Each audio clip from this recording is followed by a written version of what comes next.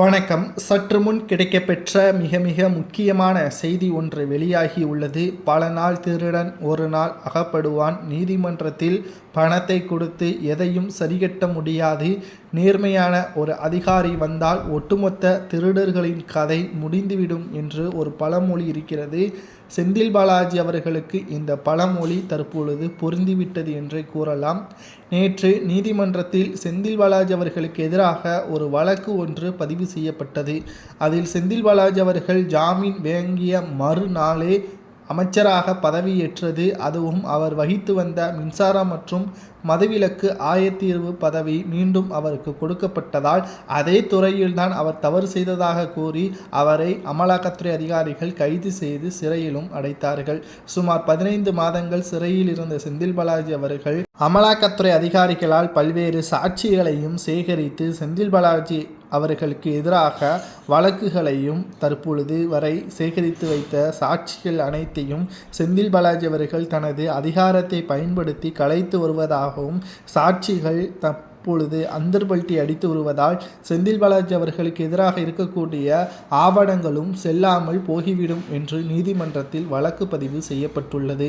இதை பற்றி நீதிபதி கேட்கும் பொழுது, ஒரு குற்றவாளி ஜாமீனில் வெளியே வந்தால் அவரது உடல்நிலையை பார்ப்பதற்காகத்தான் அனுமதி வேண்டும் என்று வழக்கறிஞர் தெரிவித்திருந்தார். ஆனால் எப்படி அவர் ஒரே நாளில் உடல்நலம் சரியாகிவிட்டதா?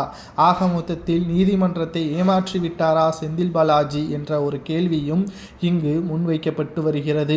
செந்தில் பாலாஜி அவர்களை பொறுத்தளவிற்கு என்ன வேண்டுமானாலும் செய்து கொள்ளலாம். வெளியே நமது ஆட்சி தான் நடந்து கொண்டிருக்கிறது, நம்மை யாரும் கேள்வி கேட்க முடியாது என்ற அதிகாரத்தில் இருக்கக்கூடிய காரணத்தினால்தான் செந்தில் பாலாஜி அவர்கள் அமலாக்கத்துறை அதிகாரிகளுக்கு அஞ்சுவதும் இல்லை, அடிபணிவதும் இல்லை. தவறு செய்தவன் அனைவரும் வாரத்திற்கு 2 முறை அமலாக்கத்துறை தலைமை அலுவலகத்திற்கு வந்து கையொப்பம் இட வேண்டும் என்று ஜாமீனில் மிக முக்கியமான அம்சமாக பார்க்கப்பட்டது. ஆனால் செந்தில் பாலாஜி அவர்கள் இதை செய்வதில்லை என்ற புகாரும் எழுந்துள்ளது. உடனடியாக செந்தில் பாலாஜியின் அமைச்சரவை பதவியை பறிக்க வேண்டும், அவரை சிறையில் அடைக்க வேண்டும். அவருக்கான வழக்கின் இறுதி தீர்ப்பு ஆதாரங்கள் சேகரிக்கப்பட்ட பிறகு இறுதி தீர்ப்பை உடனடியாக கொடுக்க வேண்டும் என்று அமலாக்கத்துறை அதிகாரிகள் நீதிமன்றத்தில் வழக்கறிஞர் துஷ்ரா மேத்தா அவர்கள் கூறியுள்ளார்.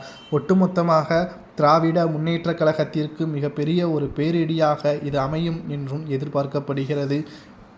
இந்த நிலையில்தான் செந்தில் பாலாஜி அவர்களது கதை இத்துடன் முடியும் என்றும் எதிர்பார்க்கப்படுகிறது. அமலாக்கத்துறை வழக்கறிஞர் துஷ்ரா மேத்தா அவர்கள் கூறுவது என்னவென்றால், நீதிமன்றத்தில் எதிராக சாட்சிகள் இருப்பதால் கதை முடிந்துவிடும்.